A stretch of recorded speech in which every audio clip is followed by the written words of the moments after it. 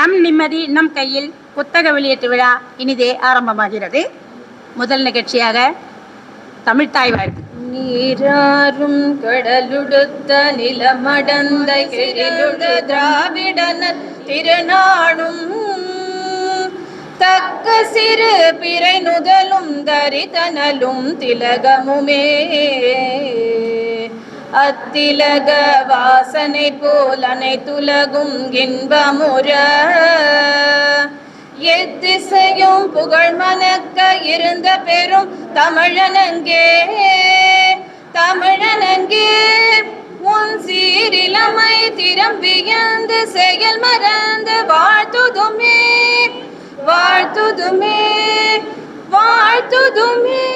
ஸ்ரீ ராமகிருஷ்ணா சாரதா வித்யாலயா மாதிரி பெண்கள் மேல்நிலைப் பள்ளியின் தலைமை ஆசிரியை திருமதி ரமா அவர்களை வரவேற்புரை வழங்க அன்புடன் அழைக்கிறேன். அனைவருக்கும் இனிய மாலை வணக்கம்.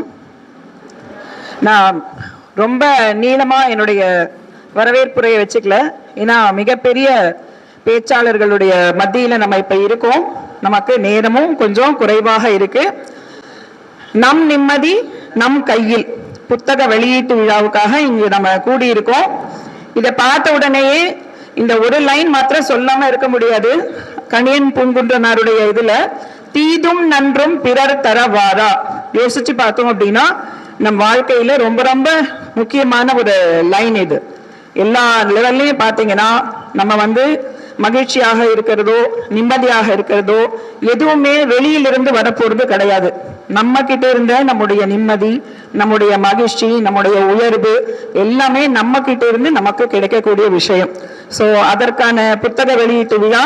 இந்த புத்தகத்தோட ஆசிரியர் முனைவர் என் பத்ரி சார் அவர்கள். ஸோ தலைமை தாங்கி இந்த விழாவை நடத்துறதுக்காக பத்மபூஷன் திரு நல்லி குப்புசாமி ஐயா அவர்கள் வந்திருக்காங்க.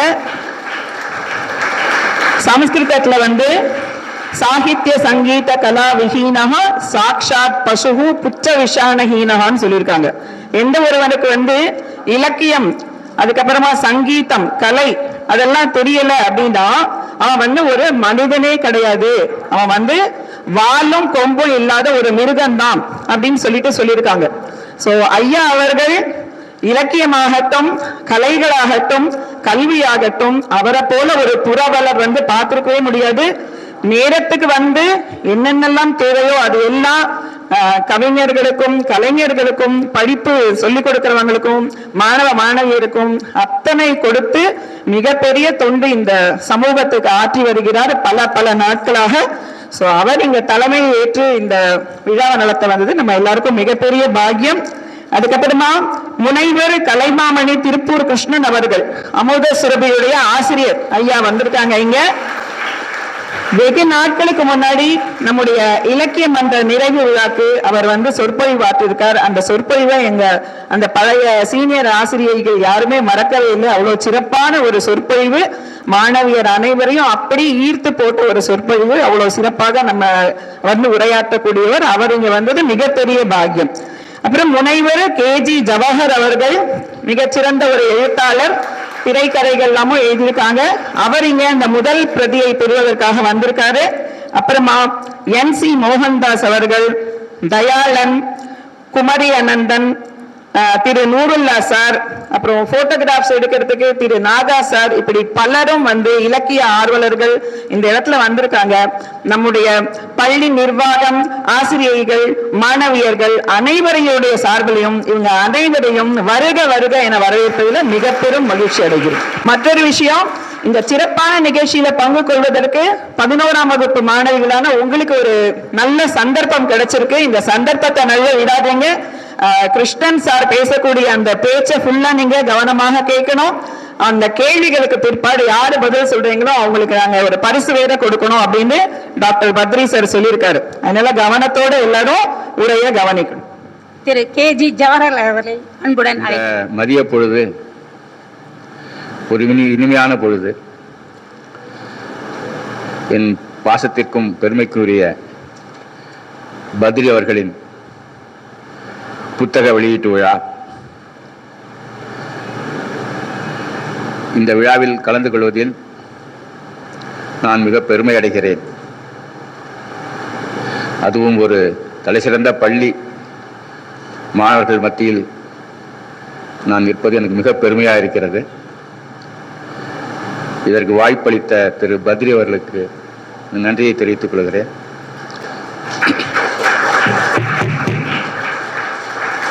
நல்ல கை சவுண்டா கை தட்டலாம்.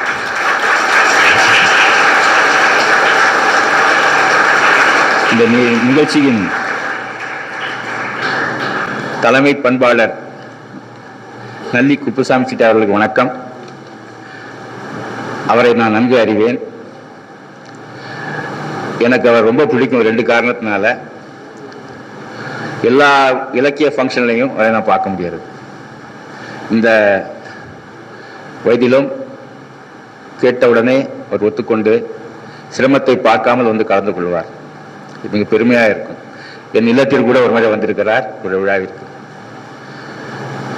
நல்லி சிட்டா அவர்கள் எனக்கு பெருமையான விஷயம் என்னன்னா, என்னுடைய புல்புல் தாராவின் ரசிகர் அவர்.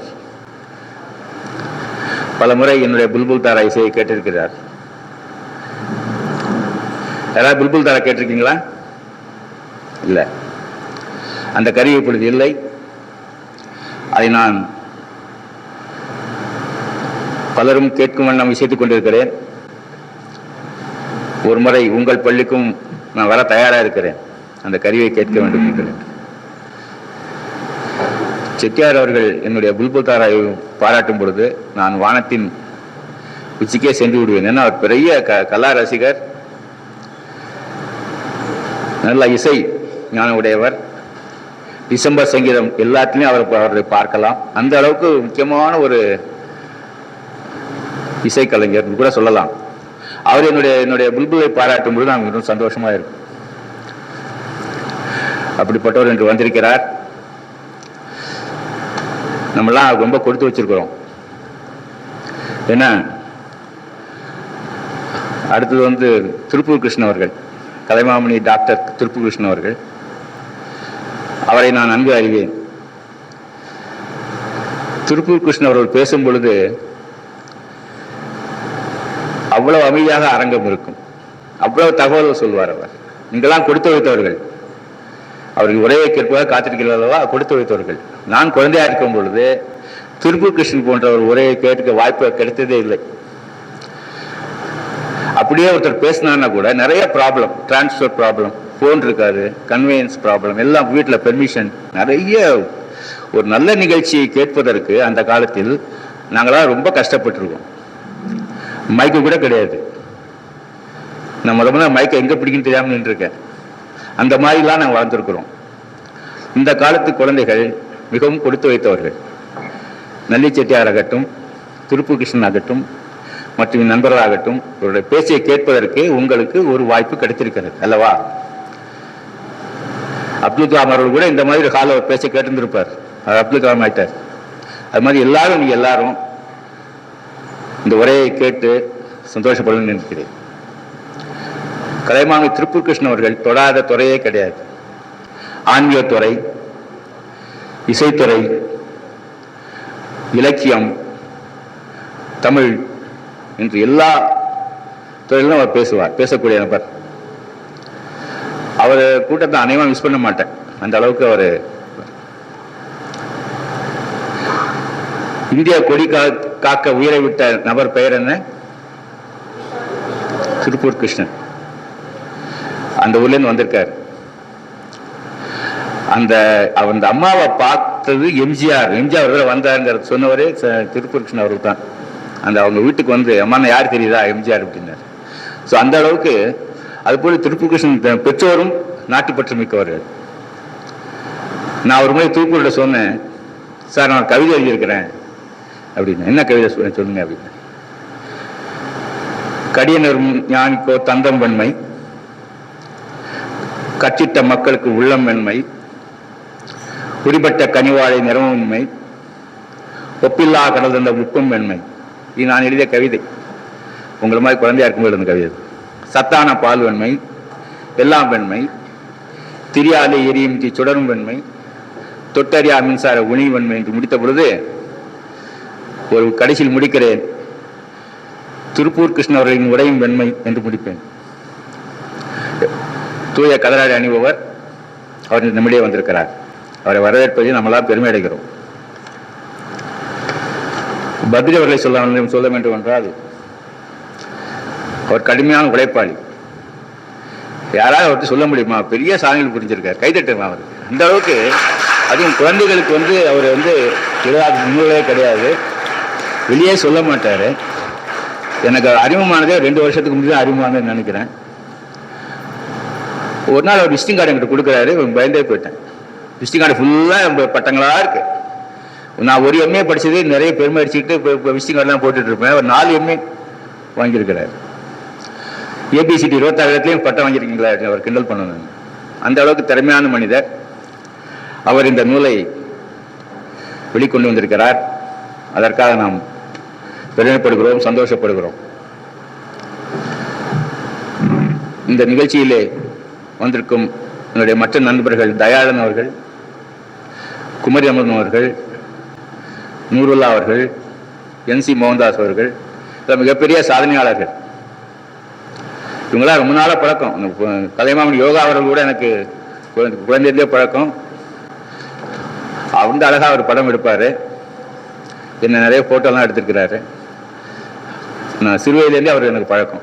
ஸோ இந்த டீம் ஒரு நல்ல டீம். அதற்கு நாம் எல்லாம் சந்தோஷப்பட வேண்டும். மோகன்தாஸ், NC மோகன்தாஸ் ஒரு மிகப்பெரிய ஒரு சாதனையாளர். அப்துல் கலாமிலிருந்து சாதாரண குழந்தை முதற்கொண்டு அவரை மிகவும் நெருங்கி நட்பானவர். அவர் சந்திக்காத விஐபிக்களே கிடையாது. இதுவரைக்கும் அவர் இந்தியன் ஃப்ரண்ட்லைன்ஸ் என்ற நிறுவனத்தின் மூலம் ஒரு 10 கோடி 15 கோடிகளுக்கு மேல் அவர் டொனேட் பண்ணியிருக்கிறார். ஸோ அந்த அளவுக்கு NC மோகன்தாஸ் எல்லோருக்கும் பிரபலமானவர். இது ஒரு சின்ன பெருமை நான் அடிச்சுக்கிறேன். அவர் பெரிய எழுத்தாளர். சாவியில் அவரை அறிமுகப்படுத்தது அடியன் தான். அதை அவரே சொல்லிடுவார், நானே சொல்லிக்கிற ஒரு பெருமை. ஸோ இந்த அளவு சிறப்பான நிகழ்வு இது.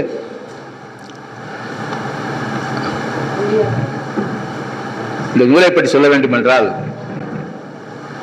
மிக அருமையான நூல். மிக அருமையான நூல். நிம்மதி என்ற தலைப்பிலே, நம் நிம்மதி நம் கையில் என்ற தலைப்பிலே இந்த நூல் வந்திருக்கிறது. பத்ரி அவர்கள் எழுதும் பொழுது அந்த நூலை ஒரு குழந்தையும் படிக்கலாம், ஒரு முதியவரும் படிக்கலாம். நான் அந்த நூலை படிச்சுட்டேன். இப்போ வர மீட்டிங்கில் எல்லாரும் நூலை படிக்காமலே அட்டன் பண்ணுறது சாதாரணமாக போகுது. இல்லைக்கா, நான் எல்லாமே படிச்சுட்டேன். 30 ஆசிரியர் திருப்பூர் கிருஷ்ண அவர்கள் எழுதியிருக்கிறார். என் இனி நண்பர் KG சீதுரை, அவரும் பிரபல எழுத்தாளர், அவரும் எழுதியிருக்கிறார். KG சீதுரையும் நானும் ஒன்றாக இணைந்து நிறைய கட்டுரைகள் எழுதிக்கிறோம். ஆங்கிலத்தில் எழுதியிருக்கிறோம்.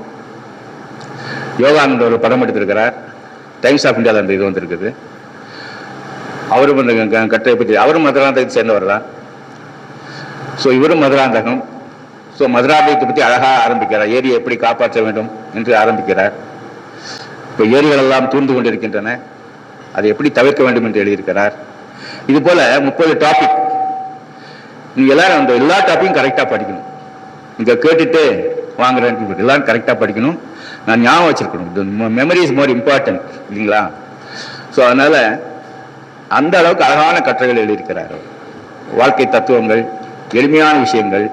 ஏன் அந்த கழிவறையை எப்படி நம்ம யூஸ் பண்ணுறது, எப்படி நம்ம குளிரை எப்படி எதிர்கொள்றது என்ற போது பலவித தகவல்களை அவர் இந்த நூலில் கொடுத்திருக்கிறார். சைக்கிள், அடுத்த சைக்கிள், ஆசிரியர் கூட அதை பற்றி எழுதியிருக்கிறாரு.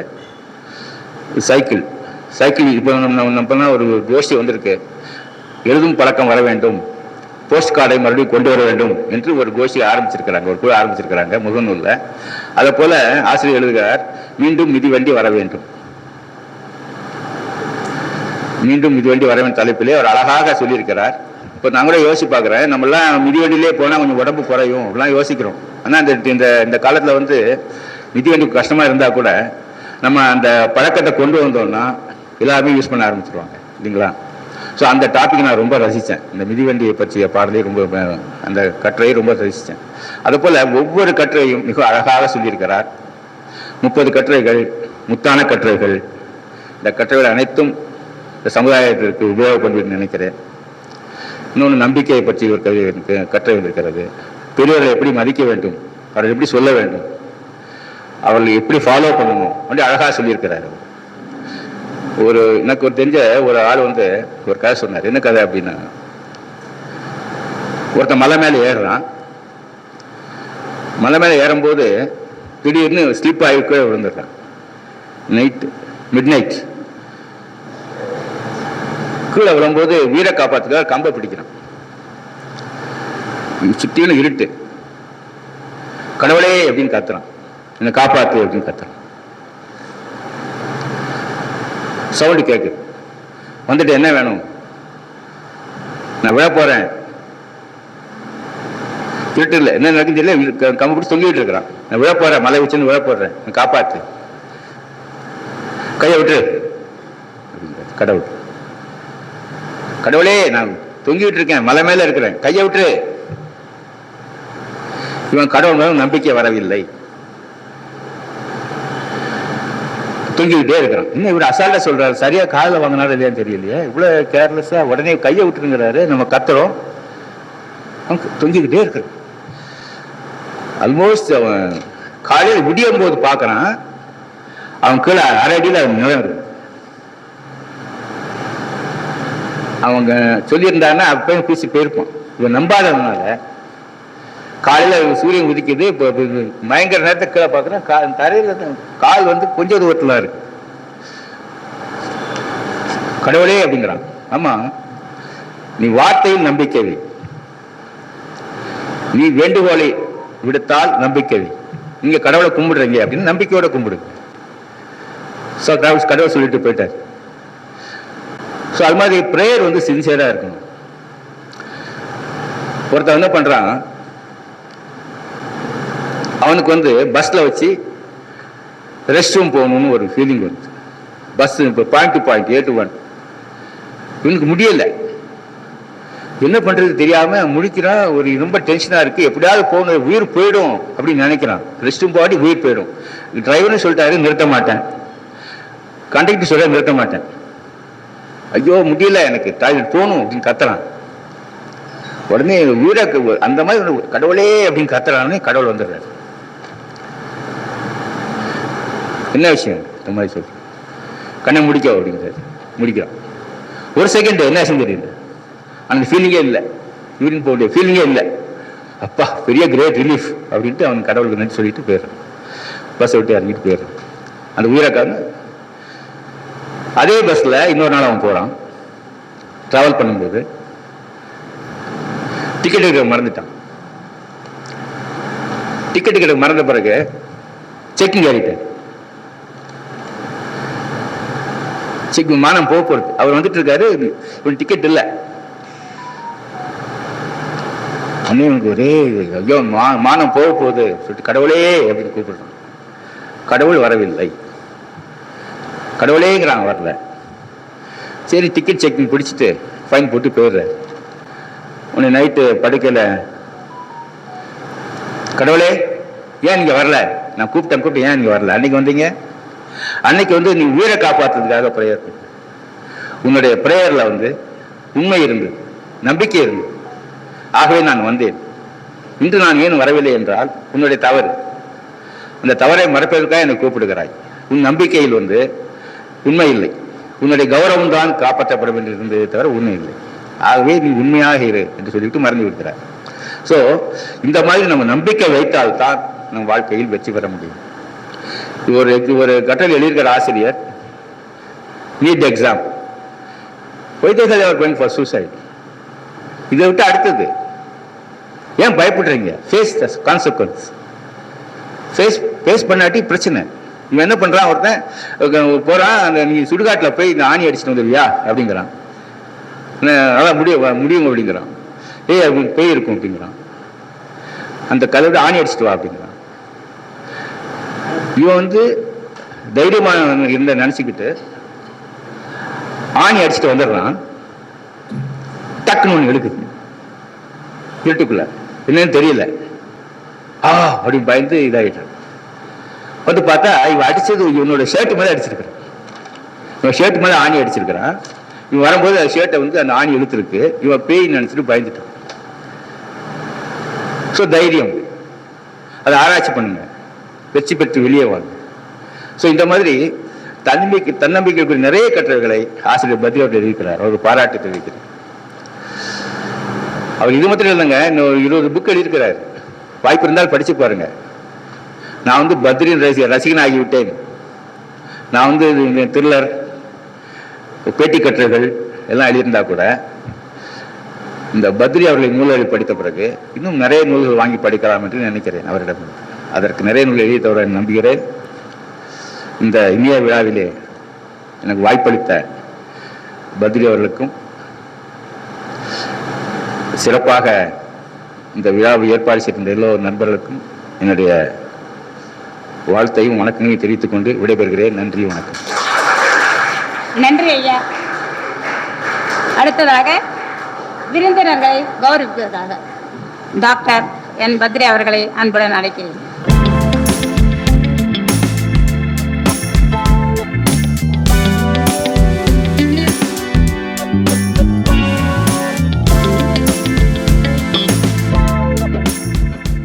நம் நிம்மதி நம் கையில் நூல் வெளியீடு. நூலை வெளியிடுபவர் கலைமாமணி திருப்பூர் கிருஷ்ணன் ஐயா அவர்கள். நூலின் முதல் பிரதியை பெறுபவர் முனைவர் KG ஜவஹர் அவர்கள்.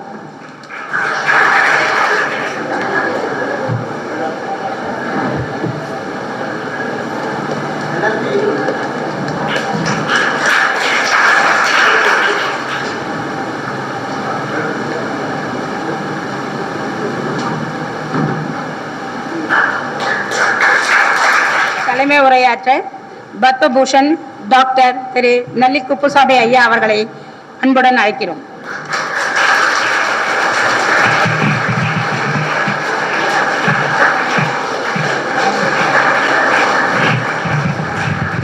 எல்லோருக்கும் நமஸ்காரம். தினமணி வாசகர்கள் எல்லோருக்கும் பல வருடங்களாக அறிமுகமாகியுள்ள ஒரு எழுத்தாளர் உயர் டாக்டர் என் பத்ரி அவர்கள். இங்கு வருகை தந்துள்ள என் நண்பர் டாக்டர் திருப்பூர் கிருஷ்ணன் அவர்கள் தன்னுடைய அணிந்துரையில் தெரிவித்துள்ளபடி தினமணியில் தலையங்க பக்க கட்டுரைகள் எழுதுவதற்கு தனி தகுதி உண்டு. அவர்களுக்கு என்று ஒரு வாசகர் வட்டம் உண்டு. அப்படிப்பட்ட ஒரு வட்டத்தை தனக்கென வகுத்து கொண்டு போகிறது என் பத்ரி அவர்கள். பெரும்பாலும் தினமணியை வாங்குறவங்கெல்லாம் முதல் பேஜ் பார்த்து நேர எடிட்டோரியல் பேஜ் போயிடுவாங்க. ஏன்னா முக்கியமான கட்டுரைகள் எதாவது அந்த காலகட்டத்துக்கு வேண்டியது வரும். அந்த மாதிரி அந்த விதத்தில் பத்ரி ரொம்ப பாப்புலர். அது இல்லாமல் நான் அவரும் ராமகிருஷ்ணா மட்டத்தில் ஒன்றா இருக்கோம், கமிட்டியில் இருக்கோம். அதில் அடிக்கடி அவர் பார்த்து பேசக்கூடிய வாய்ப்பு இருந்தது. நான் அவர் டாக்டர்னு MBBS டாக்டர்னு நினச்சிட்டு இருந்தேன். நிஜமாகவே தெரியாது எனக்கு. இப்போ தான் PhDன்ட்டு எனக்கு தெரிஞ்சுது. ஏன்னா பொதுப்படியாக விஷயம் பேசிட்டு மற்ற விஷயங்கள் பேசக்கூடிய வாய்ப்பு வரல. அவருக்கு மனப்பூர்வமான வாழ்த்துக்களை தெரிவிச்சுக்கிறேன். டாக்டர் திருப்பூர் கிருஷ்ணன் அவர்கள் தினமணியில் தனது பத்திரிகையாளர் பணியை தொடங்கியவர். மின்னம்பலம் என்ற மேகசின் ஆசிரியராக இருந்தவர். இப்போது அமிர்தஸ்வரூப ஆசிரியர். இவர் பிரபல எழுத்தாளர் இந்திரா பாஸ்தாவின் படைப்புகளை ஆராய்ந்து டாக்டர் பட்டம் பெற்றவர். இவரது பேச்சு எப்போதும் சுவையாக இருக்கும். கிட்டத்தட்ட 20 வருஷத்துக்கு மேலே அவர் பேச்சை நான் கேட்டேன். நல்ல கிளாப்லாம் வச்சு இந்த காலத்துலேருந்து தொடர்ந்து ஜெயகாந்தனுக்கெல்லாம் வந்து பேசுவார். இப்போவும் அந்த பேசுகிற பாணி சொல்கிற விஷயங்கள் அதே மாதிரி இருக்குது. பெரிய பொறுப்பு அமிர்தஸ்வரூபிய ஆசிரியர் பொறுப்பு விக்ரமங்க அவருக்கு கிடைச்சது. அவர் 100 ஆண்டு காலம் வாழ்ந்திருந்து எல்லோருக்கும் பல விஷயம் நல்ல விஷயம் சொல்லணும்னு நான் சுவாமி பிரார்த்திச்சுக்கிறேன்.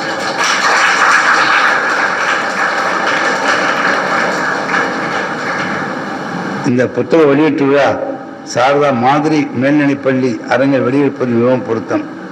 மாடல் பள்ளிகள் என்பதை ஆசிரியர் படிப்பவர்கள் பயிற்சி பெறும் காலம். எனவே இந்த புத்தக வெளியீட்டு விழா நடைபெற நான் வரவேற்கின்றேன். இந்த நிகழ்ச்சிக்கு வரவேற்பு வழங்குவோர் இந்த பள்ளியின் தலைமை ஆசிரியர் திருமதி ரமா அவர்கள். தலைமை ஆசிரியர் நான் நன்கு அறிவேன். இன்று இவரது சிறந்த பணிக்காக உங்கள் எல்லோரும் முன்பும் இவரை மனமாற பாராட்டுகின்றேன்.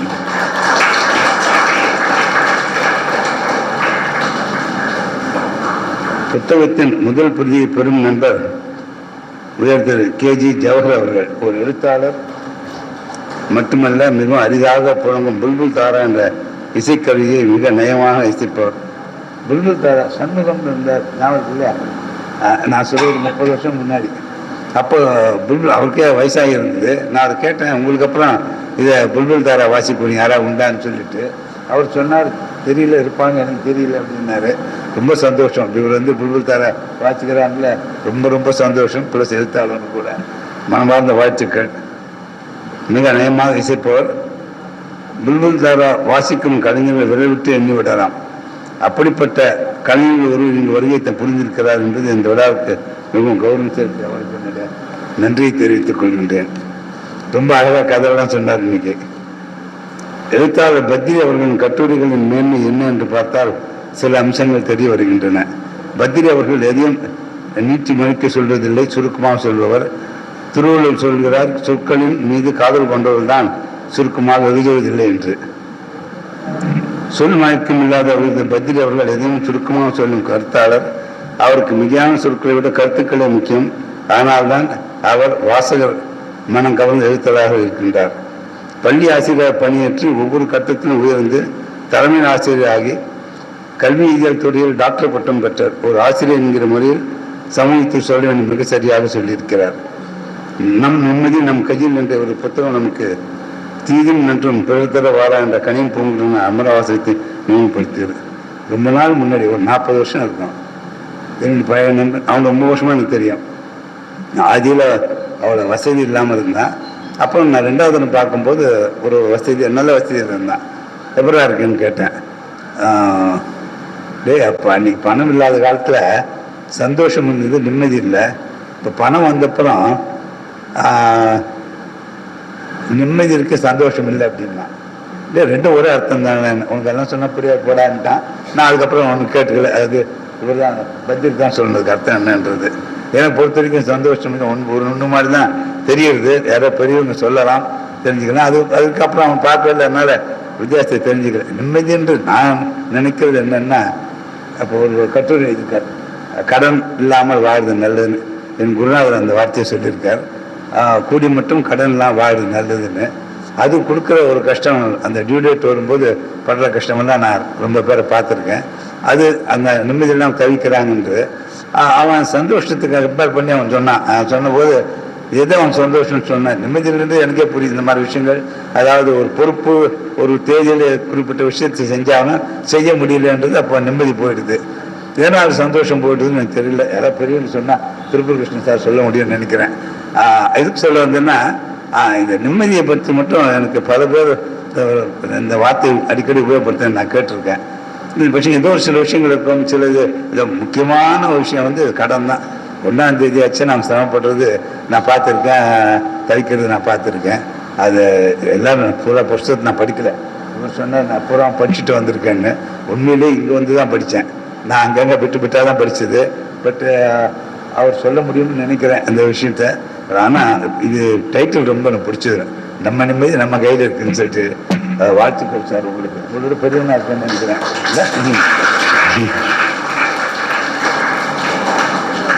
இதே கண்ணதாசன் வேறு விதமாக சொன்னார், என் காலில் தைக்கும் முட்கள் எல்லாம் நான் எப்போதோ போட்டு வைத்தது.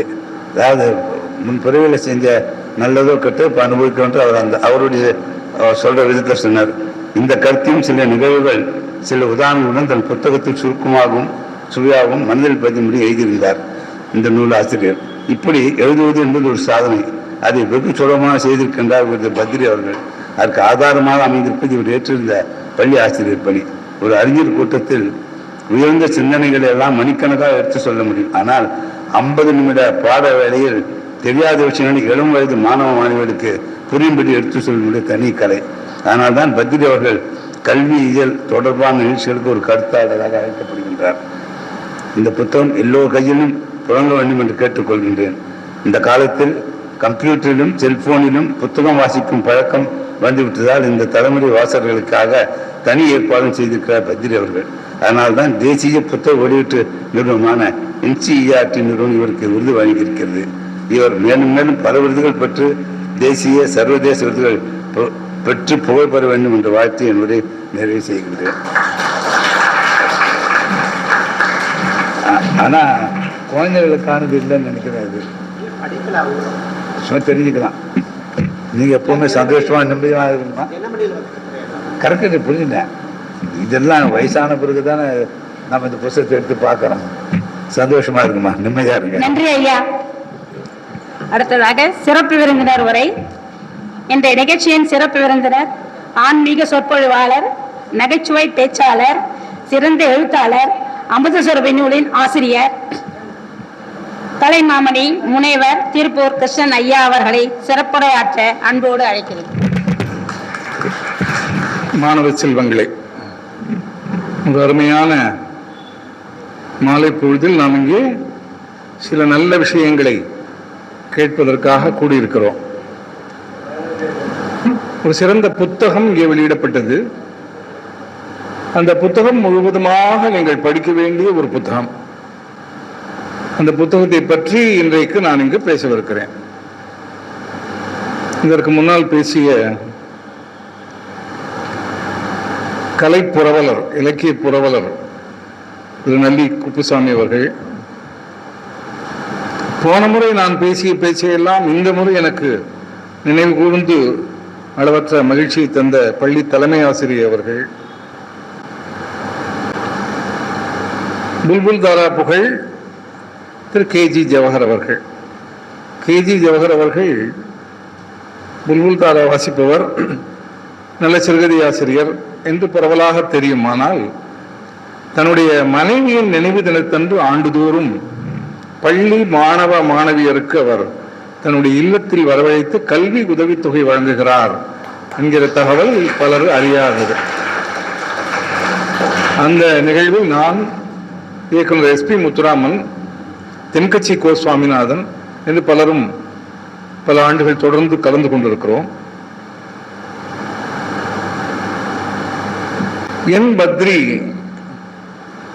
அவர்களுடைய இந்த நூலை படித்த பிறகு எனக்கு என்ன தோன்றுகிறது, நான் நினைக்கிற வகையிலேயே சிந்தனை செய்கிற அவர் உண்மையிலேயே என் பத்ரி என்று தோன்றுகிறது.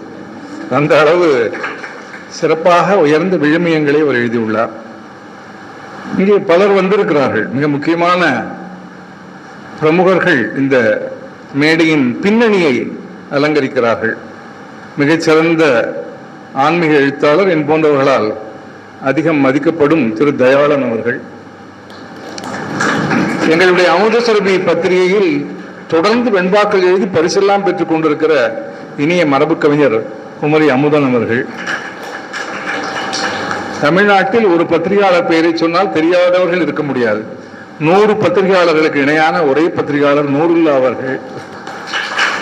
இப்படி இன்னும் என்னுடைய பல்லாண்டு கால நண்பரின் அன்பு தம்பி NC மோகன்தாஸ் அவர்கள். யோகாவை பார்த்தபோது நான் சொன்னேன், நல்லி சார் வருகிறார் என்றால் கட்டாயம் யோகா வந்து விடுவார். அப்படிப்பட்ட யோகா அவர்கள். யோகாவினுடைய பெருமை என்பது கலைஞர் அவர்களுக்கும் MS சதாசிவம் அவர்களுக்கும் பிடித்த அவர்களுடைய புகைப்படங்களை எடுத்த புகைப்பட கலைஞர் திரு யோகா அவர்கள். பள்ளி ஆசிரியர் பெருமக்கள் அனைவருக்கும் என்னுடைய மனமார்ந்த வந்தனங்கள். இந்த நூலை பற்றி பேசுவதற்கு முன்னால் என் முன்னால் அமர்ந்திருக்கிற உங்களுக்கெல்லாம் ஒரு முக்கிய குறிப்பு. நான் எதிர்பார்த்தபடி இங்கே யாருமே, நான் நினைத்தேன் கையில் ஒரு நோட்டு புத்தகம் பேனாவோடு வந்திருப்பீர்களோ என்று, அதற்கு வழி இல்லை போல இருக்கிறது. சரி, பரவாயில்லை. இருந்தாலும் இந்த குறிப்பு கூட எடுத்துக்கொள்ளலாம். இந்த நிகழ்ச்சி என்ன என்றால், இந்த புத்தகத்தை பற்றி நான் பேசுவேன். பேசுகிற போது புத்தகத்தில் வருகிற கருத்துக்கள் தொடர்பாக என்னுடைய கருத்துக்கள் சிலவற்றையும் சொல்வேன். இந்த பேச்சு முடிந்த பிறகு என் பேச்சிலிருந்து, புத்தகத்திலிருந்து நான் சொன்ன கருத்துக்களை பற்றி நான் பேசிய பேச்சிலிருந்து சில கேள்விகள் கேட்கப்படும். அந்த கேள்விகளுக்கு யார் பதில் சொல்கிறார்களோ அவர்களுக்கு ஒரு புத்தகம் திரு பத்ரி அவர்கள் வழங்குவார். 10-12 கேள்விகள் இருக்கும் என்று நினைக்கிறேன். அதில் ஒரு விதிமுறை உண்டு. ஒரு கேள்வி கேட்டவுடன் அங்கங்கே எல்லோரும் எழுந்து அதற்கு பதில் சொல்லக்கூடாது. கேள்விக்கு பதில் தெரிந்தவர்கள் மட்டும் கையை உயர்த்த வேண்டும். யாரை நான் குறிப்பிடுகிறேனோ அந்த நபருக்கு சரியான பதில் சொன்னால் பரிசு வழங்கப்படும். அப்படி இல்லாமல் எல்லா பள்ளிகளிலும் செய்வதைப் போல் இந்த உயர்தரமான சாரதா வித்யாலயா பள்ளியிலும் கூட கச்சகச்சவென்று நீங்கள் பேசிக்கொண்டு ஒரு கேள்வி கேட்கிற போது 10 பேர் பதில் சொன்னீர்களானால் யாருக்குமே பரிசு வழங்கப்படாமல் ஒரே கேள்வியோடு நிகழ்ச்சி ரத்து செய்யப்படும். எனவே அது ஒரு அறிவுறுத்தல். சரியா? பேச்சுக்கு போகலாமா? இதுல மொத்தம் 48 கட்டுரைகள். இந்த 48 கட்டுரைகளும் தினமணியினுடைய தலையங்க பக்கத்தில் பல்வேறு காலகட்டங்களில் வெளிவந்தவை. திரு நல்லி அவர்கள் அழகாக சொன்னார், தினமணியினுடைய தலையங்க பக்கத்தில் கட்டுரை எழுதுகிற எழுத்தாளர் என்று சொன்னாலே ஒரு தனி மரியாதை சமுதாயத்தில் உண்டு. அவ்வளவு சிந்தனையாளர்களாக அவர்கள் இருப்பார்கள். அந்த தினமணியில் நடுவே ஒரு சின்ன குறிப்பு.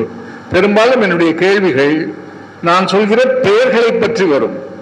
நான் பேசிக்கொண்டே வருகிற போது சில பெயர்கள் சொல்வேன் இல்லையா, பெரும்பாலும் அந்த பெயர்களை பற்றியதாகத்தான் பெரும்பாலும் கேள்விகள் அமையும். ஓகே, நான் பணிபுரிந்த தினமணியில் நான் 25 ஆண்டு காலம், ஒரு கால் நூற்றாண்டு பணிபுரிந்தவன். தினமணியினுடைய எல்லா வகையான பகுதிகளிலும் நான் எழுதியிருக்கிறேன். தினமணிக்கு பல ஆசிரியர்கள் இருந்தார்கள். அதனுடைய புகழ்பெற்ற பல்லாண்டு கால ஆசிரியர் திரு A.N. சிவராமன் அவர்கள். A.N. சிவராமன் 99 ஆண்டுகள் வாழ்ந்தார். தன்னுடைய கடைசி நாளுக்கு 4 தினங்கள் முன்பாக கூட தினமணி அலுவலகத்திற்கு வந்து லிப்ட் மூலமாக வந்து அந்த நாற்காலியில் அமர்ந்து பணிபுரிந்து விட்டுத்தான் போனார். தினமணியில் அவர் ஏறக்குறைய 60 ஆண்டுகளுக்கு மேல் பணியாற்றி இருப்பார். அவ்வளவு புகழ்பெற்ற ஒரு பத்திரிகையாளர். நூறுல்லா போன்றவர்களுக்கெல்லாம் அவரை தெரியும். அவர் மேல் எல்லா பத்திரிகையாளர்களுக்கும் மிகுந்த மரியாதை உண்டு. ஏன் சிவராமனுக்கு அடுத்தபடியாக ஐராவதம் மகாதேவன், கஸ்தூரி ரங்கன் போன்றவர்கள் தினமணியினுடைய ஆசிரியர்களாக இருந்தார்கள். இப்படிப்பட்ட ஒரு பாரம்பரிய பெருமை மிக்க தினமணியில் இன்றும் கூட சமுதாய தொண்டாற்றி வருகிற தினமணியில் இன்றும் கூட ராமகிருஷ்ணமிடத்து துறவுகள் எல்லாம் மதித்து வாசிக்கிற தினமணியில் இவருடைய கட்டுரைகள் வெளிவந்திருக்கிறது என்பது இந்த கட்டுரைகளுக்கு சூட்டப்பட்ட மகுடம் மாதிரி. இந்த கட்டுரைகள் வேறு எந்த பத்திரிகையில் வந்திருந்தாலும் இவ்வளவு பெரிய அந்தஸ்தை அடைந்திருக்கும் என்று சொல்ல முடியாது. அதன் பொருட்டு அவருடைய அதிர்ஷ்டத்திற்காக நாம் மனமாற அவரை வாழ்த்துகிறோம். இந்த கட்டுரைகளுடைய முக்கிய சிறப்பு இந்த கட்டுரைகளின் வடிவம். மனவரைந்து இருந்தால் இப்பொழுது யாரும் படிக்க மாட்டார்கள். ரீல்ஸ் 3 நிமிடம் 3.5 நிமிடம் அவ்வளவுதான் ஒரு ரீல்ஸ். அப்படித்தான் பார்க்க பழகி இருக்கிறோம். இந்த காலத்திற்கு தேவை கம்பர் அல்ல வள்ளுவர். கம்பர் நீண்ட காப்பியம் எழுதினால், அதுவும் யுத்த காண்டம் 4-5 பாகங்கள் படிக்க யாராலும் முடிவதில்லை. ஒரே வேறு தேவைப்படுகிறது. இனி சுருக்கமாக இருந்தால் சுலபமாக படித்து விடுவார்கள். இப்பொழுது அமுதசுரபி, எங்களுடைய அமுதசுரபி உட்பட எல்லா பத்திரிகைகளிலும் மிக மிக கடுமையான இடப்பற்றாக்குறை. நிறைய பேருக்கு வாய்ப்பு கொடுக்க முடிவதில்லை. ஆகையால் நாங்கள் எழுதுபவர்களிடம் என்ன சொல்கிறோம், கட்டுரை என்றால் 450 வார்த்தைகள், சிறுகதை என்றால் 1200 வார்த்தைகள். எண்ணி துணிக கருமம், எண்ணி அந்த வார்த்தைகளுக்கு உள்ளே இருந்தால் அனுப்புங்கள், இல்லாவிட்டால் எவ்வளவு பெரிதாக இருந்தாலும் அனுப்ப வேண்டாம் என்று சொல்கிறோம். அப்போது அவர்கள் கேட்கிறார்கள், ஒரு விஷயத்தை எடுத்துக்கொண்டு எழுதுகிற பொழுது அது கொஞ்சம் கூடுதலாக வந்துவிட்டால் என்ன செய்வது? அதற்கு ஒரு உத்தி இருக்கிறது. நீங்கள் எதை எழுதுகிறீர்களோ அதை 2 பகுதிகளாக பிரித்துக் கொண்டு 2 தனி கட்டுரைகளாக செய்ய முயற்சி செய்ய வேண்டும். அப்போது சிறியதாக எழுதிவிடலாம்.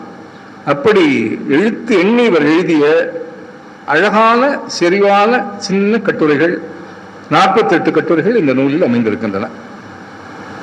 இந்த கட்டுரைகளுடைய இன்னொரு சிறப்பு, கவிதையில் தமிழில் சாதனை படைத்த தற்கால கவிதைக்கு முன்னோடி கவிஞர் யார்? நீங்கள் இப்போது இந்த கேள்விக்கு பதில் சொல்ல வேண்டாம், நானே சொல்கிறேன். மகாகவி பாரதியார். மகாகவி பாரதியாரை மிஞ்சிய ஒரு கவிஞர் தமிழில் பார்க்க முடியாது என்கிற அளவுக்கு அவர் பிள்ளையார் சொல்லி போட்டு விட்டு போனார் நவீன கவிதைக்கு. அவருடைய வார்த்தைகள் ஒவ்வொன்றும் கூட சாதாரணமாக பார்த்தால் ஒரு பொருள் இருக்கும், ஆழ்ந்து பார்த்தால் இன்னும் பெரிய பொருள் இருக்கும். T.N. ராமச்சந்திரன் என்று ஒரு பெரிய பெரிய புராண அறிஞர். அவரை பார்க்கிற போது என்னுடைய அமுதசுரபி ஒரு இதழை அவருக்கு கொடுத்தேன். உங்களுடைய தலைமை ஆசிரியருக்கு நான் கொடுத்த மாதிரி யாராவது பிரமுகர்களை சந்தித்தால் அவர்களிடம் அமுதசுரபியை கொடுத்தால் அவர்களுக்கு அமுதசுரபி பற்றி தெரியும் இல்லையா, அதற்காக கொடுப்போம். அவர் அதை வாங்கி கொண்டு புரட்டினார். அதில் அரசியல் கிடையாது, தேவையற்ற சினிமா கிசு எல்லாம் கிடையாது, நல்ல கண்ணியமான விஷயங்களை போடுகிறோம். அதை பார்த்துவிட்டு அவர் சொன்னார், இதைத்தான் பாரதியார் பாராட்டி இருக்கிறார் என்றார். பாரதியார் அமுத சுரபி எங்கே சார் பாராட்டினார் என்று கேட்டேன். என்ன சொன்னார்? ஆயுதம் செய்வோம், நல்ல காகிதம் செய்வோம். அமுத சுரபி நல்ல காகிதம் என்றார். இந்த காகிதம் என்பது பத்திரிகை என்ற பொருளில் எடுத்துக்கொண்டு அது நல்ல பத்திரிகை என்று சொல்வதற்கு பாரதியாருடைய கவிதை இடம் கொடுக்கிறது.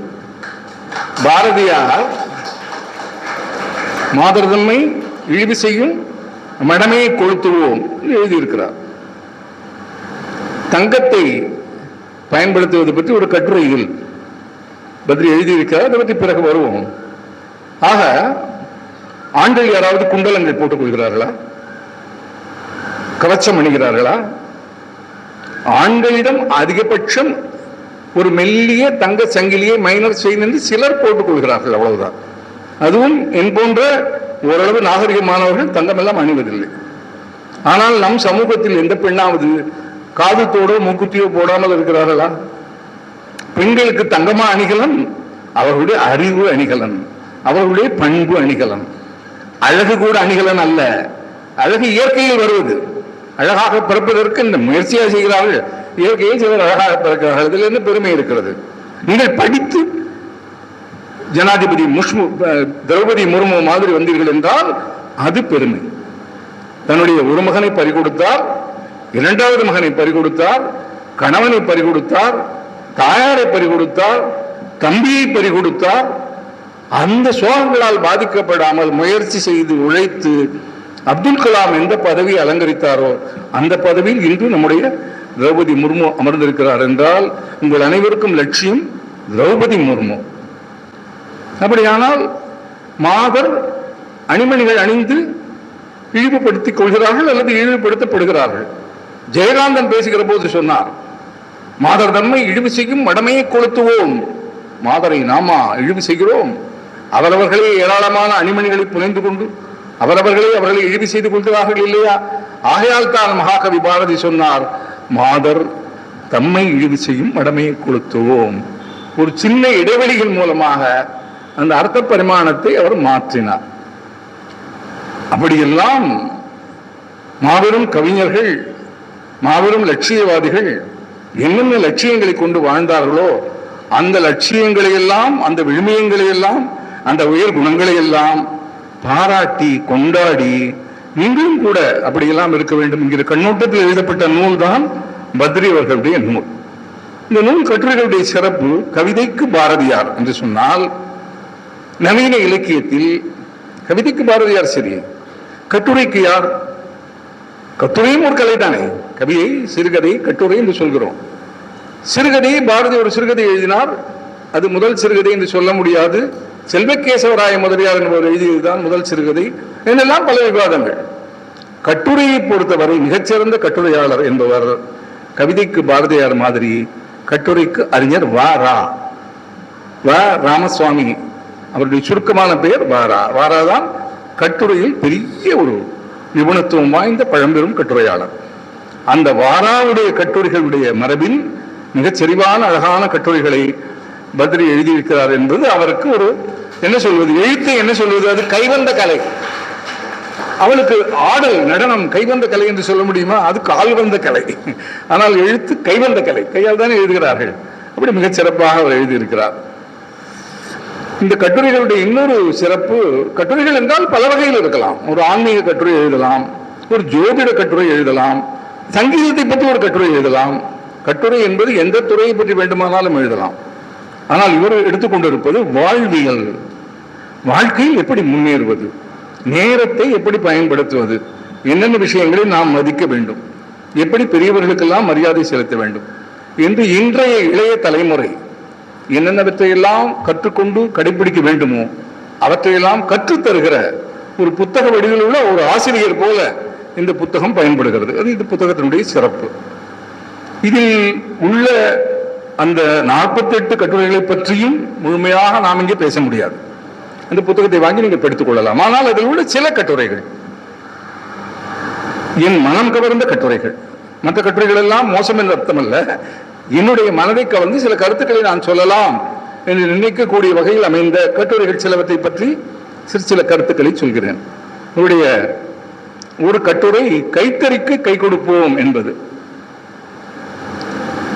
என்னுடைய குடும்பத்தில் எல்லோருமே கதர் அணிபவர்கள், ஆண்கள் எல்லாம் கதர் அணிபவர்கள். இந்த அடுத்த தலைமுறையில் கொஞ்சம் பேர் பேண்ட் ஷர்ட் எல்லாம் போட தொடங்கி இருக்கிறார்கள். நாங்கள் எல்லாம் கதர் அணிபவர்கள். ஆனால் திரு நல்லி அவர்கள் போன்ற பல பிரமுகர்கள் வெள்ளையாடை தரித்து நாம் பார்க்கிறோம். இப்போது ஒரு பெருமை மாதிரி நான் கதர் அணிபவன் என்று சொன்னால் என் குடும்பத்தில் எல்லோரும் சிரிப்பார்கள். ஏன் தெரியுமா? நான் அணிகிற கதர் கதற்கடையில் வாங்கி அணிகிற கதர். ஆனால் என் குடும்பத்தில் என் அப்பாவோ என்னுடைய பெரியப்பாவோ சித்தப்பாவோ அணிந்த கதர் எல்லாம் அவர்கள் ராட்டையில் நூற்று தாங்கள் நூற்ற நூலை கடையில் கொடுத்து அதன் பிறகு அவர்கள் வாங்கிக் கொண்டு அணிந்த கதர். அது இன்னும் பெருமை உடையது. இது விலைக்கு வாங்கப்படுகிற கதர். நான் ஒரு முறை கதர் கடைக்கு போயிருந்தேன். தீபாவளி பொங்கல் நேரத்தில் தள்ளுபடி விலையில் கதர் கொடுப்பார்கள். எனவே அந்த காலகட்டத்தில் ஒரு 15 நாள் 20 நாள் தள்ளுபடி இருக்கிற போது கதர் அணிகிற என் போன்றவர்கள் போய் கதர் வாங்குவோம். என் போன்ற இன்னொருவர் அங்கே வந்திருந்தார். அவரும் வேட்டி கதர் சட்டை அணிந்து வந்திருந்தார். அவரும் கதர் வேட்டி ஒரு 5-6 வேட்டி வாங்கி கொண்டார். நானும் ஒரு 5-6 கதர் வேட்டி வாங்கி கொண்டேன். அந்த மவுண்ட் ரோடில் உள்ள கதர் கடையில் கதர் வேட்டி வாங்கியவுடன் அதை கட்டி வைத்து விடுவார்கள். நமக்கு அந்த பில் போட்டு கொடுப்பார்கள். அந்த பில்லை இன்னொரு இடத்தில் போய் பணம் கட்ட வேண்டும். கட்டிவிட்டு திரும்பவும் அந்த சகோதரியிடமே கொண்டு வந்து கொடுத்தால் அவர் அந்த பில் அதன் மேல் ஒரு முதிரை குத்தி நம்முடைய கட்டை நம்மிடம் கொடுப்பார்கள். அது மாதிரி அவரும் நான் 6 வேட்டி அவரும் 6 வேட்டி தான் வாங்கினார். நான் பச்சை கரை நீலக்கரை என்று எனக்கு பிடித்த கரைகளில் வாங்கினேன். நான் பெரிய கரை கண்டவன் என்று சொல்ல முடியாது. நான் இந்த வகையில் கரையை கண்டு வாங்கினேன். அவர் வேறு கரைகள் வாங்கினார். எல்லாம் ஒரே அளவு 2 கட்டு. நான் பில்லை கொடுப்பதற்குள் அவர் தொகையை செலுத்திவிட்டு அந்த பில்லை கொடுத்து விட்டார். எடுத்துக்கங்க என்று அந்த சகோதரி சொன்னதும் அவர் அவசரத்தில் அவருடைய கட்டை எடுத்துக்கொள்வதற்கு பதிலாக அதே அளவு உயரத்தில் இருந்த நான் வாங்கி வைத்திருந்த என்னுடைய வேட்டி கட்டை அவர் எடுத்துக்கொண்டு விட்டார். அந்த சகோதரி சொன்னார், சார் சார் சார் சார் வேட்டி அவருதுங்க என்றார். ஐயோ, பெல்ட் போடாம வந்துட்டேன் என்று இவர் வேட்டியை இருக கட்டி கொண்டார். வேட்டி அவருதுங்க என்றால் அவருடையது என்று ஒரு பொருள், வேட்டி அவிழ்கிறது என்ற ஒரு பொருள். வேட்டி அவருதுங்க என்றவுடன் அவர் பதறி போனார். துமிலன் வேட்டி கட்டுபவர், பழைய எழுத்தாளர்கள் மகரம், தீபம் நான் பார்த்த சாரதி, துமிலன், கீவா ஜெகநாதன் என்று இப்படி நிறைய பேர் அந்த காலத்தில் கதர் கட்டுபவர்கள். துமிலன் தினமணி கதிரில் அதிக பிரசங்கம் என்று ஒரு தொடர் எழுதி கொண்டிருந்தார். அப்போது அவருக்கு வயது 86 என்னவோ. உங்களுடைய தொடருக்கு ஏன் அதிக பிரசங்கம் என்று பெயர் வைத்தீர்கள் என்று கேட்டேன். 85 வயசுக்கு மேல வாழாதே அதிக பிரசங்கம் தான் என்று அவர் பதில் சொன்னார். அவர் ஒரு நாள் அலுவலகத்திற்கு வந்தார். எக்ஸ்பிரஸ் எஸ்டேட் லிப்டில் தான் மேலே போவோம். நானும் அவர் வருகிற நேரத்திற்கு வந்தேன். நாங்கள் இருவருமே கதர் கட்டுபவர்கள். அந்த லிப்ட் பொத்தானை அழுத்தியதும் லிப்ட் வந்து நின்றது. உள்ளே இருந்த லிப்ட் மேன், அவர் வழக்கமாக பணி செய்கிறவர், அன்று வித்தியாசமாக அவரும் கதர் கட்டி கொண்டு வந்திருந்தார். துமிலன் மிக நகைச்சுவையாக பேசக்கூடியவர். அவர் அந்த லிப்ட் மேன் ஊழியரிடம் கேட்டார், என்னப்பா நாங்க 2 பேரும் தான் கதர் கதர்னு கதறுவோம், இன்னைக்கு நீ புதுசா கதற என்று கேட்டார். அவன் சிரித்தான். உடனே அவர் சொன்னார், ஓ கதர் தான் இந்த வெதருக்கு நல்லதுன்னு உங்க மதர் சொல்லிட்டாங்களா என்றார். அப்படி அழகாக பேசக்கூடியவர். அது போன்ற நினைவுகளை அந்த கட்டுரை எனக்கு மனதில் எழுப்பியது. அனுபவ கருவூலம் காப்போம் என்று ஒரு கட்டுரை.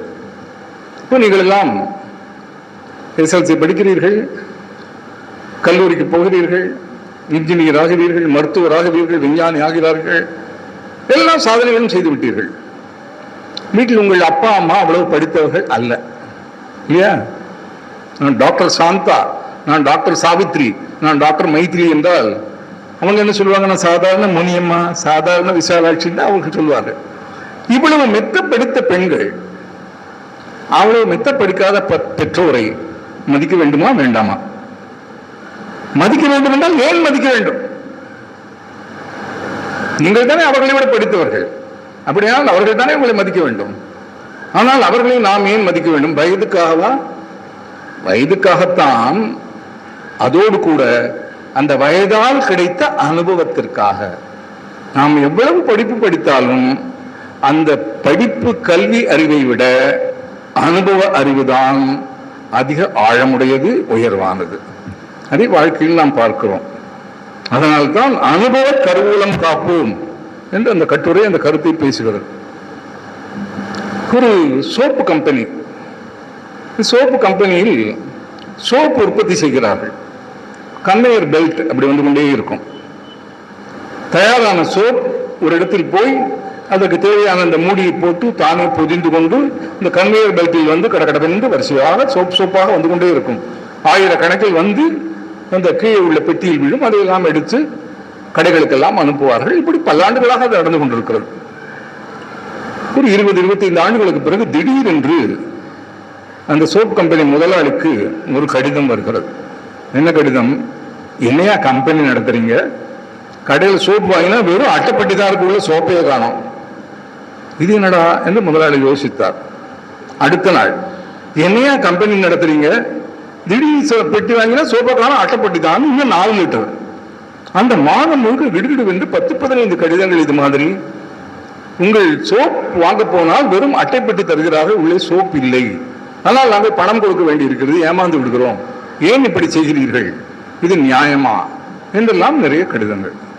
இந்த முதலாளி யோசித்தார். எல்லா இடங்களையும் ஆராய்ச்சி செய்தார். ஏராளமான நிபுணர்களை அழைத்து ஏன் இப்படி ஆகிறது பாருங்கள் என்றார். தலையை பீத்து கொண்டு ஆராய்ச்சி செய்தார்கள், ஒன்றும் கண்டுபிடிக்க முடியவில்லை. முதலாளி அமைதியாக வீட்டில் சோகத்தோடு அமர்ந்திருந்தார். முதலாளியின் அம்மா வந்தார். முதலாளி முதலாளியாக இருந்தாலும் அம்மா அனுபவ அறிவு அதிகம் உள்ளவர்.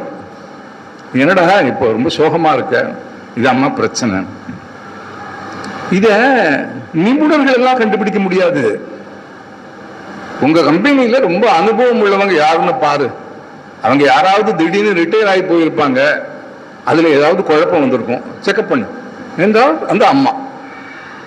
இவர் அலுவலகத்திற்கு வந்து எல்லா துறைகளிலும் யார் கடைசியாக ஓய்வு பெற்றார் என்று பார்த்து கொண்டே வருகிறார். அதில் வெறும் பியூன் மாதிரி இருந்து சில வேலைகளை செய்கிற முனுசாமி என்பவன் இந்த முதல் கடிதம் வருவதற்கு முந்தின நாள் ஓய்வு பெற்றிருக்கிறான். அவன் வீட்டிற்கு கார் போயிற்று. மரியாதையோடு முதலாளி அழைத்து வந்தார். அவன் தவறு செய்து விட்டோமோ என்று பயந்தான். இல்லைப்பா, ஒரு அறிவுரைக்காக, நீ ஓய்வு பெற்ற பிறகு திடீரென்று பல சோப்பு பெட்டிகளில் உள்ளே சோப்பு இல்லாமல் உள்ளீடு இல்லாமல் கடைக்கு போகிறது, எங்களுக்கு என்ன என்று புரியவில்லை, இது என்ன தவறு நடந்தது என்று நீ கண்டுபிடிக்க முடியுமா?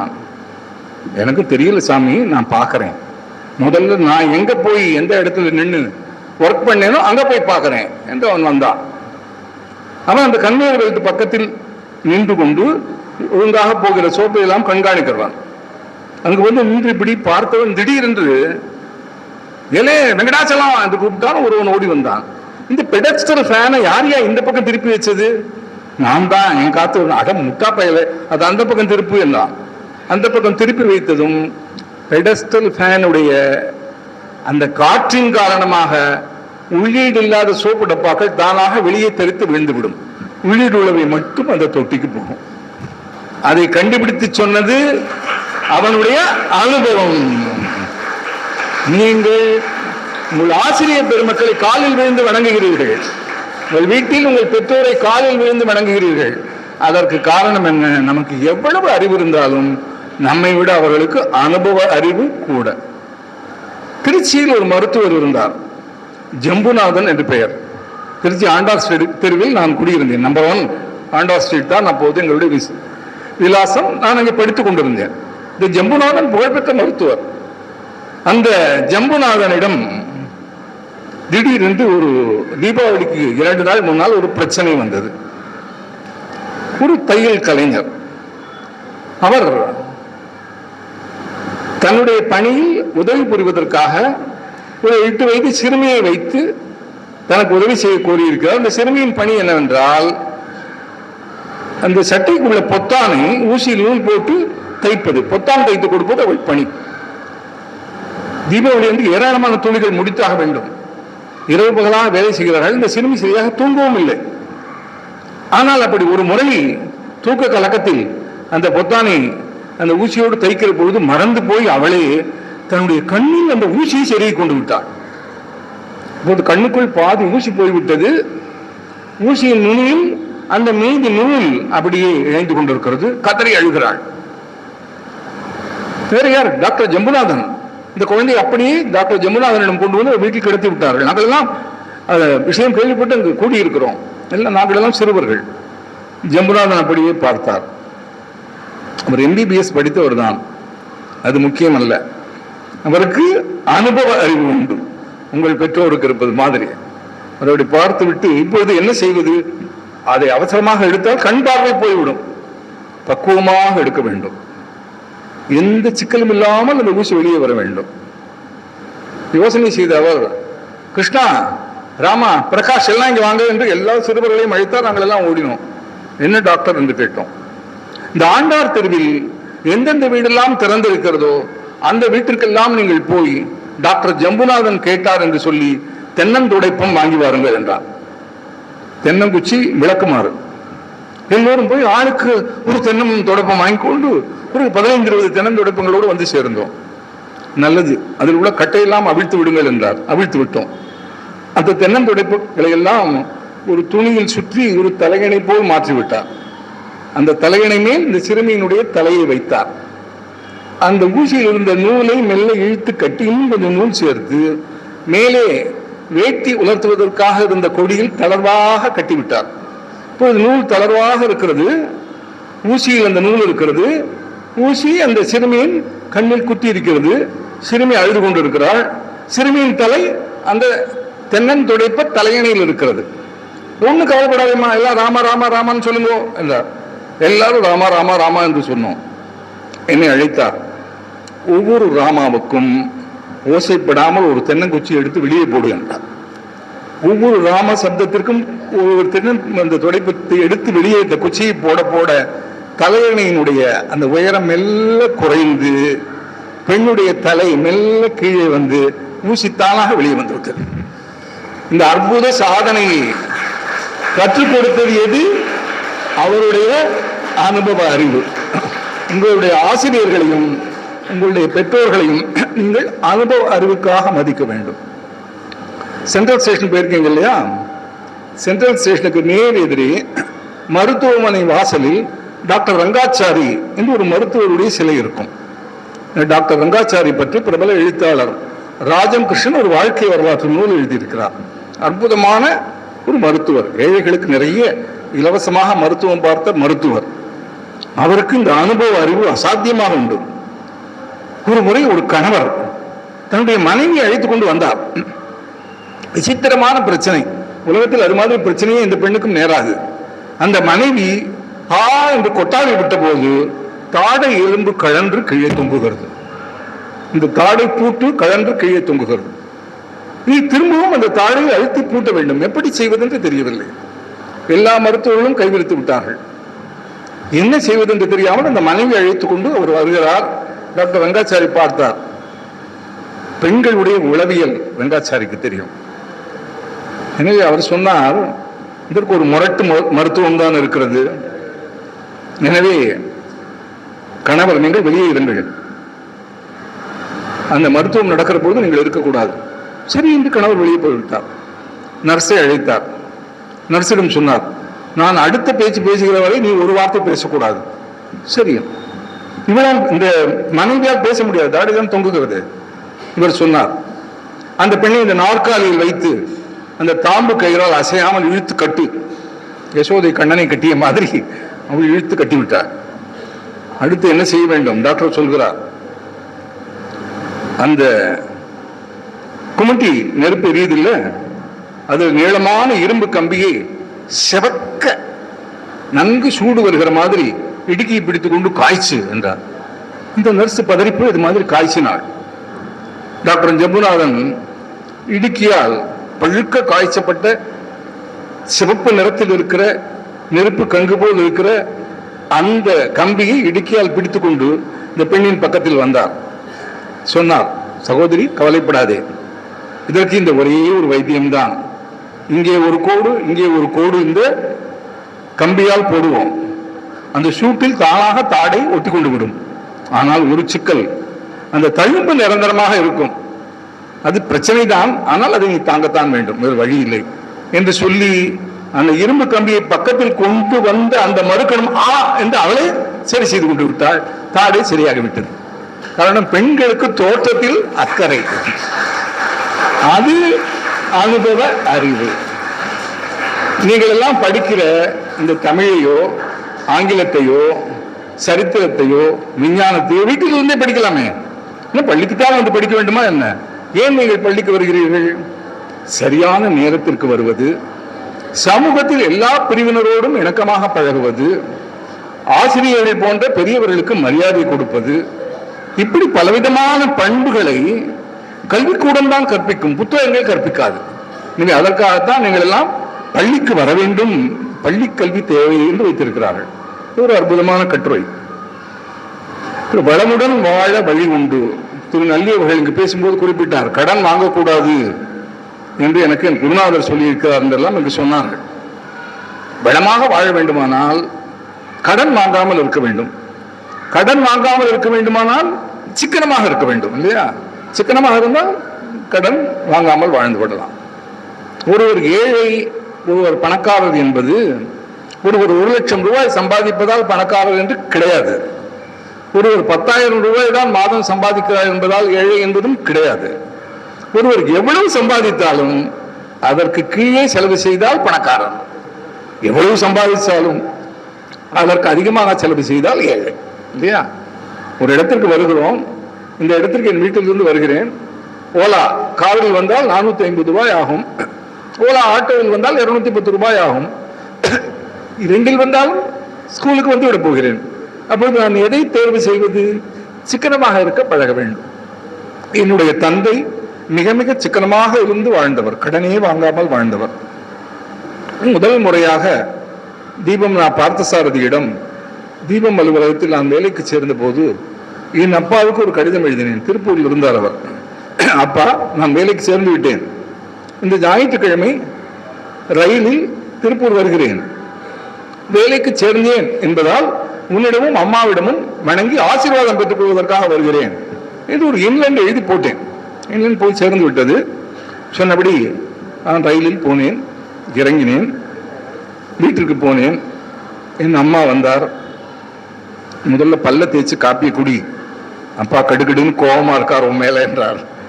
ஏம்மா, நான் வேலைக்கு சேர்ந்ததை பத்தி என்னதுக்குமா கோவம்னு? அது என்னமோ அவர்கிட்ட நீ தான் கேட்கணும் என்றார். பல் தேய்த்து காப்பி குடித்து விட்டு, என் அப்பா 96 வயது இருந்தார். அப்போது அவருக்கு 70 வயது இருக்கும். அவர் அருகே போய் அமர்ந்தேன். அவர் மூஞ்சி கடுக்கடுக்க இருந்தது. என்னுடைய அப்படி நக்கீரன் நெற்றிக்கண்ணால் எரிப்பது போல அவர் எரித்து விடுவார் போல இருந்தது. ஏன்பா, என்னப்பா கோவம்?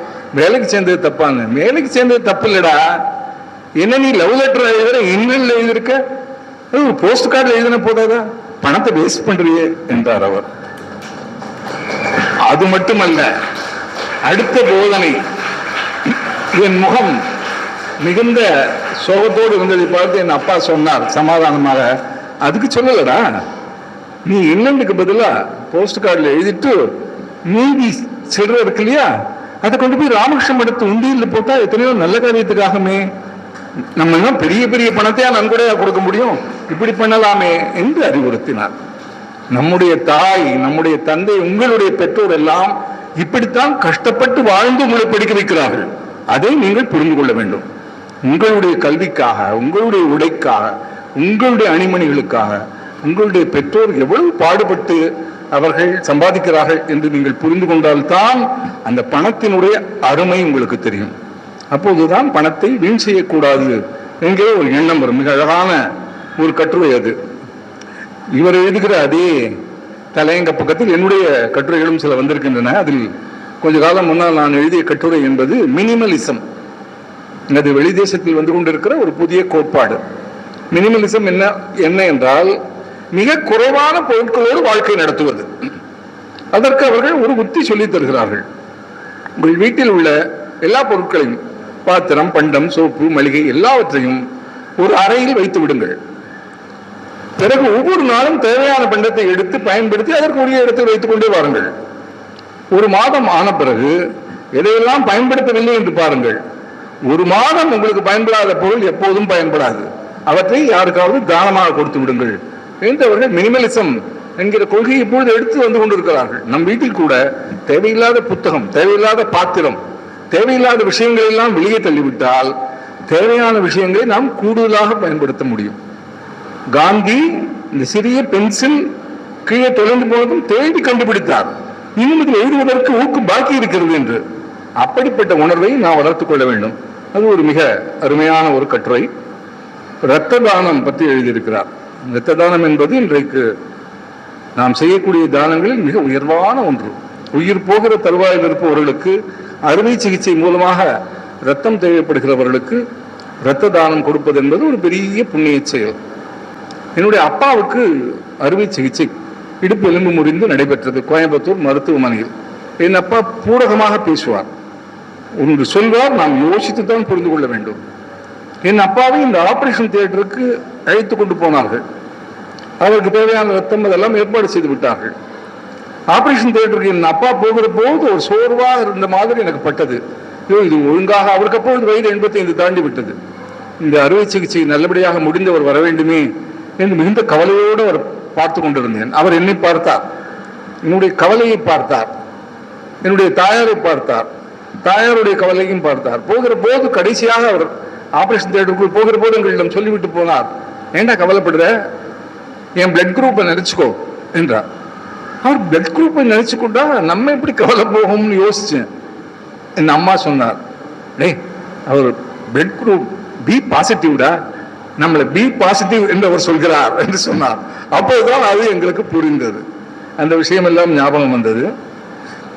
வேலியே பயிரை மேயலாமா என்று ஒரு கட்டுரை எழுதியிருக்கிறார். மிகச்சிறந்த கட்டுரை அது. அதில் லஞ்ச ஒழிப்புத்துறை அதிகாரி லஞ்சம் வாங்கியதை பற்றி எழுதியிருக்கிறார். அவர் லஞ்ச ஒழிப்புத்துறையினுடைய அதிகாரி. ஒரு புது கவிதை உண்டு, லஞ்சம் வாங்கினான், சிறையில் அடைபட்டான், லஞ்சம் கொடுத்தான், விடுதலையானான். அவ்வளவுதான். எல்லா இடங்களிலும் லஞ்சம் லஞ்சம் ஒழிய வேண்டும் என்று நம்முடைய புதிய அரசு பாடுபடுகிறது. அந்த நோக்கங்கள் வெற்றி பெற வேண்டும். சிக்கண்ணா கல்லூரியில் நான் படித்துக் கொண்டிருந்த பொழுது மதுவிலக்கு பற்றி காந்தி ஜெயந்தி என்று பேசுவதற்காக ஒரு புகழ்பெற்ற பேச்சாளரை அழைத்தோம். அவர் மதுவிலக்கு பற்றி மிகச்சிறப்பாக பேசினார். ஆனால் அவர் அருகே நெருங்க முடியவில்லை. அவ்வளவு சிறப்பாக பேசுவதற்கு முன்னால் அவர் மது அருந்திவிட்டு வந்திருந்தார். அந்த பேசி எடுபடுமா? இந்திரா பார்த்தசாரதி தன்னுடைய நாவல் ஒன்றின் முன்னுரையில் எழுதுகிறார், மகாத்மா காந்தியின் எளிமையை எடுத்து காட்டுவதற்காக அரசு ஒரு கண்காட்சி நடத்தியது. அந்த கண்காட்சிக்கு ஆன செலவு 2 கோடி ரூபாய். 2 கோடி ரூபாய் செலவு செய்து எளிமையை எடுத்து காட்டுகிறோம் என்று அவர் எழுதினார். இப்படி நிறைய அருமையான பல கட்டுரைகள். தங்கத்தை பற்றி எழுதியிருக்கிறார். எந்த தனியும் தங்கத்தின் மோகம் என்று தொடக்கத்திலேயே இதை பற்றி நான் குறிப்பிட்டேன். அல்வா போட்டால் நாக்கு தித்திக்கிறது, மூக்குத்தி போட்டால் மூக்கு தித்திக்கிறதா என்ன? மூக்குத்திக்கு ஒரு வேலையும் கிடையாது. வீட்டில் இருந்தாலும், வங்கியில் இருந்தாலும், மூக்கில் இருந்தாலும் ஒரு பிரயோஜனமும் கிடையாது. அது ஒரு ஆடம்பரம். எனவே நீங்கள் எல்லாம் எளிமையாக வாழ கற்றுக்கொள்ள வேண்டும். அப்படிப்பட்ட உயர்ந்த பல கருத்துக்களை சொல்லியிருக்கிறார். நேர நிர்வாகத்தை பற்றி எழுதியிருக்கிறார். காலம் பொன் போன்றது என்று. கியாபே விஸ்வநாதன் சொல்வார், காலம் பொன் போன்றது என்று சொல்லாதீர்கள். பொன் தொலைந்து போனால் வாங்கிக் கொள்ளலாம், காலம் போனால் நாம் வாங்க முடியாது. இப்போது மணி 4:30 ஆகிவிட்டது. காலம் போனால் வாங்க முடியுமா? எனவே 4:30 மணிக்கு முடிக்க சொன்னார்கள். என்ற வகையில் 4:30 மணி அளவில் இந்த உரையை முடிக்கிறேன். கேள்விகளுக்கு வருவோமா? இல்ல, நீங்க பயிற்சி கொடுங்க.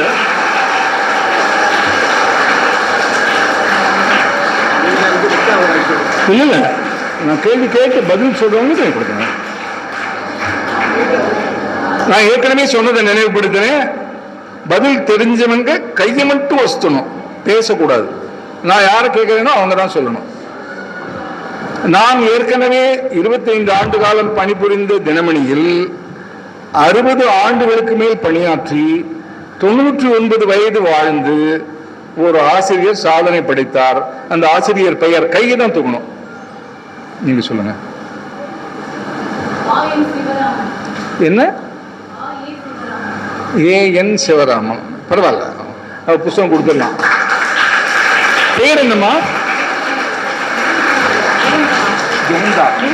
நிரஞ்சனா. நிரஞ்சனா முதல் பரிசு.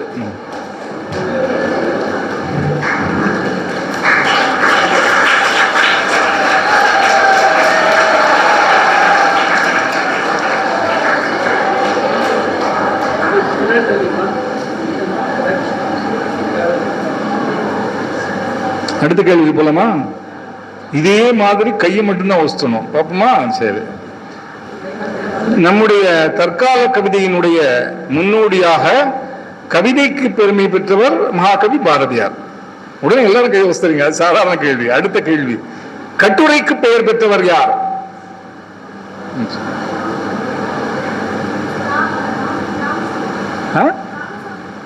ராம் ராமசாமி, ரைட்டு. அவருடைய சுருக்கமான பேரு சரி.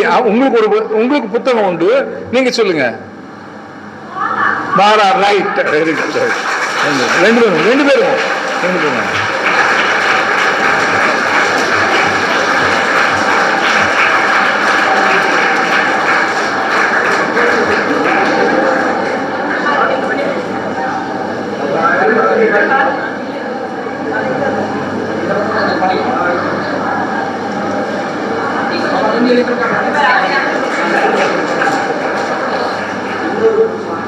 அடுத்த கேள்விக்கு போலாமா? அடுத்த கேள்வி இதே மாதிரி கரெக்டா எதுவும் பேசாம கை வசணும், அப்பதான் எங்களுக்கு உங்க மேல மரியாதை வரும். அடுத்த கேள்வி, கண்ணில ஊசி குத்தின உடனே அதை சாமர்த்தியமா அனுபவ அறிவின் மூலமாக சிகிச்சை அளித்தார் ஒரு திருச்சி மருத்துவர். அவருடைய பேர் ஒரு தடவை பரிசு வாங்கினவங்க திரும்ப கேட்க வேண்டாம். திருச்சி மருத்துவர், நீங்க சொல்லுங்க. சரிங்க.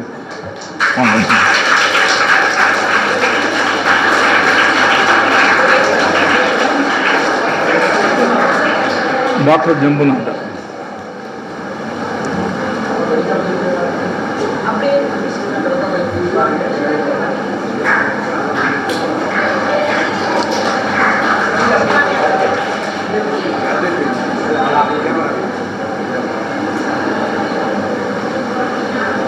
சென்னையில் சென்ட்ரல் ஸ்டேஷனுக்கு எதிரே மருத்துவமனைக்கு வெளியே ஒரு புகழ்பெற்ற மருத்துவருடைய சிலை நிறுவப்பட்டிருக்கிறது. அவர்தான் இந்த கொட்டாய் விட்டப்போ கண்ட தாடையை சரி செய்த மருத்துவர். அந்த மருத்துவரின் பெயர் சொல்லுங்க. வெங்கடாச்சலமா? இல்ல, உட்காருங்க. நீங்க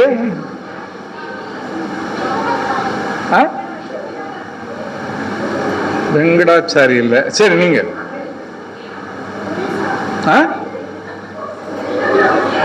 முனுசாமியா? சரி, வேற யாராவது?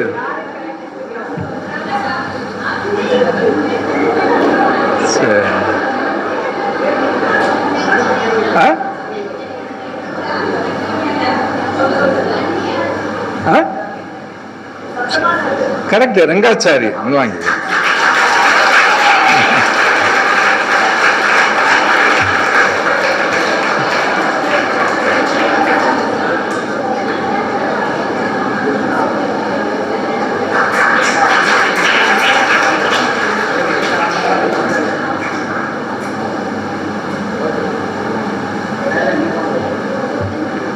மிக குறைவான பொருட்களை வைத்துக் கொண்டு வாழக்கூடிய வாழ்க்கை முறை கோட்பாடு வெளிதேசங்களில் வளர்ந்து வருகிறது.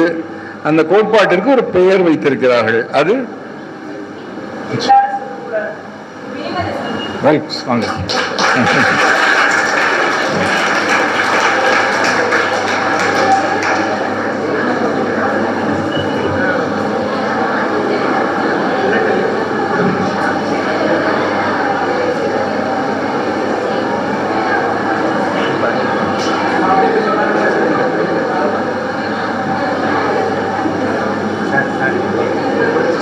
ஒரு சாகித்ய அகாடமி சரஸ்வதி சம்மான் பரிசு பெற்று புகழ்பெற்ற எழுத்தாளர்.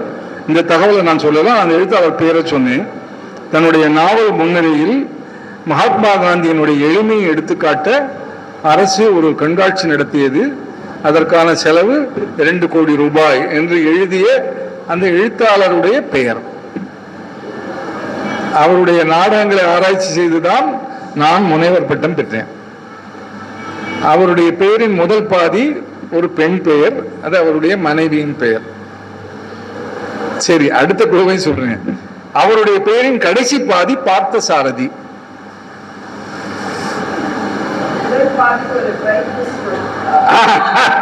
முதல் பாதி ஒரு பழைய துப்பாக்கியால் சுடப்பட்டு இறந்த பெண் பிரதம மந்திரியினுடைய பெயர். சொல்லுங்க. வாங்க.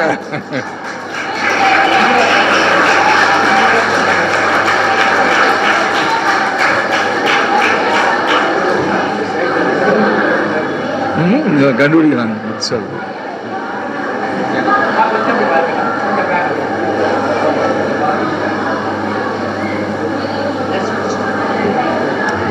முடிச்சுக்கலாமா? அப்படியா? அப்ப இந்த பெண்கள்ல தமிழ்ல கிளாஸ் டெஸ்ட் யாருமா? ஆமா, கிளாஸ் டெஸ்டா? சரி, அப்ப அவங்களுக்கு கொடுத்துருங்க.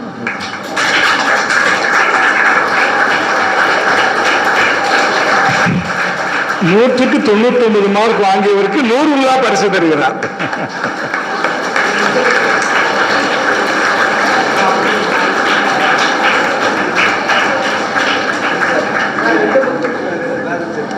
வேற யாருக்காவது நீங்க ஏதாவது ஒரு கேள்வி கேளுங்க உங்க புத்தகத்துல இருந்து.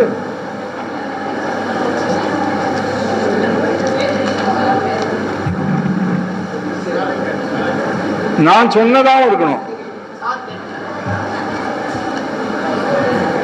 ராமகிருஷ்ண மடம் பள்ளியில் நீங்க எல்லாம் இருக்கீங்க. ராமகிருஷ்ண பரமஹம்சர் கல்கத்தாவில் இருக்கிற ஒரு கோயில்ல பூஜாரியா இருந்தார். அது என்ன சாமி?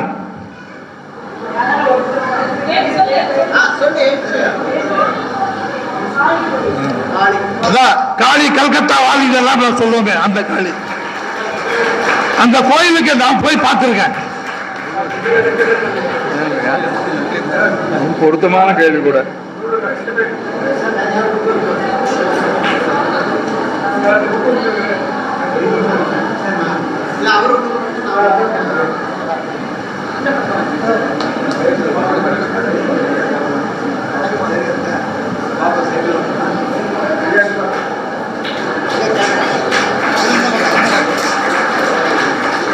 என்னுடைய உரையை முடிப்பதற்கு முன்னால் உங்களை பற்றி, உங்கள் எல்லோரை பற்றியும் முக்கியமான 2 விஷயங்களை சொல்ல விரும்புகிறேன். ஒன்று, இது மாதிரி கையில் புஸ்தகங்கள் பள்ளிக்கூடங்களுக்கு போனால் இப்படி நிகழ்ச்சி நடத்திவிட்டு கேள்வி கேட்டு பதில் வாங்கி புத்தகங்களை பரிசு கொடுப்பது என்பது கொஞ்ச காலமாக ஒரு வழக்கம். அந்த வகையில் இதுவரையில் அந்த நிகழ்ச்சி, இது மாதிரி நிகழ்ச்சி நடந்த பள்ளிகளில் எல்லாம் அந்த மாணவ மாணவிகள் கையில் குறிப்பு நோட்டை வைத்துக் கொண்டு எழுதித்தான் பதில் சொல்வார்கள். நீங்கள் எல்லாம் எந்த குறிப்பும் எடுக்காமல் மனத்தில் அந்த வகையில் அதற்கு முதல் பாராட்டு. 2வது பாராட்டு, என்னதான் அறிவுறுத்தினாலும் கையை உயர்த்துவதோடு கூடவே கடவுள் என்று விடையை சொல்ல தொடங்கி விடுவார்கள். அப்படி இல்லாமல் மௌனமாக கையை உயர்த்தி கேட்ட பிறகு விடையை சொன்ன அந்த பண்பாட்டிற்கு முக்கியமான பாராட்டு. போன ஆண்டு நான் பேசிய பேச்சில் சொன்ன ஒரு நகைச்சுவை துணுக்கை இந்த ஆண்டு சொல்லி என்னை வரவேற்ற தலைமை ஆசிரியர் மற்றும் ஆசிரியர் பெருமக்களுக்கும் என்னுடைய மனமார்ந்த நன்றி. நன்றி.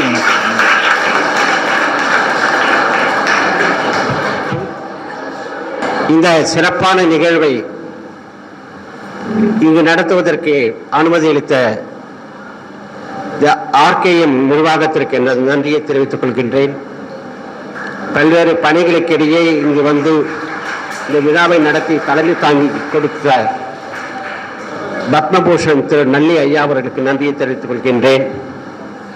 என்னுடைய ஆன்மீக குரு திருப்பூர் கிருஷ்ணன் அவர்கள் பல்வேறு பணிகள் இருந்தாலும் நேரத்தை ஒதுக்கி இங்கு வந்து இந்த புத்தகத்தை வெளியிட்டமைக்கு நன்றி. முதல் பிரதியை வாங்கிய நண்பர் KG ஜவஹர் அவர்களுக்கு நன்றி. விழாவில் கலந்து கொண்ட திரு SCM, திரு தயானந்த், திரு குமரி அனந்தன், குமரி அமுதன், திரு நூருல்லா, திரு சூஸ்ரீ மற்றும் நண்பர் பள்ளி தலைமை ஆசிரியை, பிற ஆசிரியர் பெருமக்கள் அனைவருக்கும் நன்றி. குறிப்பாக மதிப்பெண்களை நோக்கி செல்லுகின்ற இந்த காலத்தில் மிக சிறப்பான ஒழுக்கத்தை பேணுகின்ற உங்களுக்கு வணக்கம். உங்களை நம்பித்தான் இந்த எதிர்காலம் இந்தியா இருக்கிறது. இந்த நூல் வெளியீட்டு விழாவை இங்கு வைத்ததற்கு காரணமே உங்கள் வாழ்வு சிறக்க வேண்டும் என்பதற்காகத்தான்.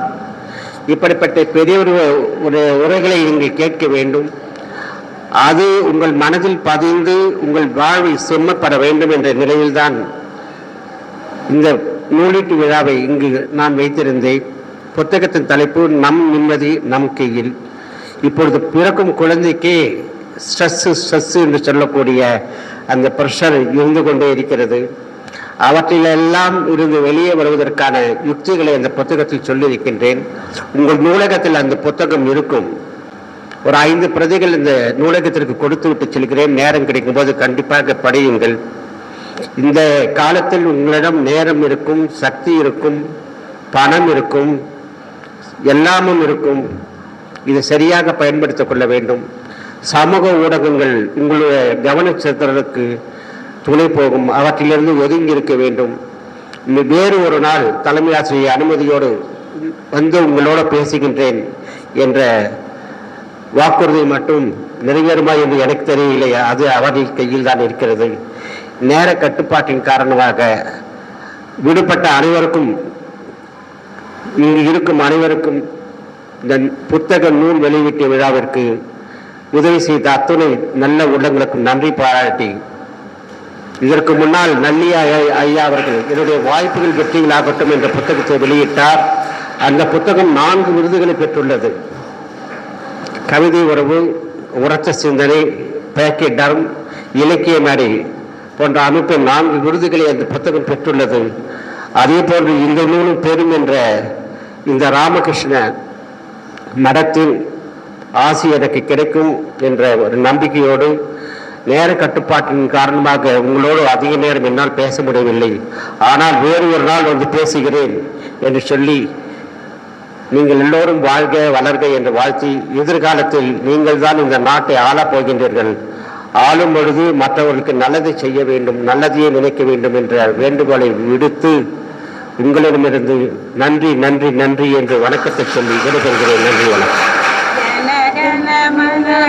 नायक जय हे भारत भाग्य विधाता, पंजाब सिंध गुजरात मराठा द्राविड उत्कल गंगा, विंध्य हिमाचल यमुना गंगा उच्चल जलधि तरंगा, तब शुभ नामे जाहे तब शुभ आशीष माहे, गाहे तब जय गाथा, जन गण मंगलदायक जय हे भारत भाग्य विधाता।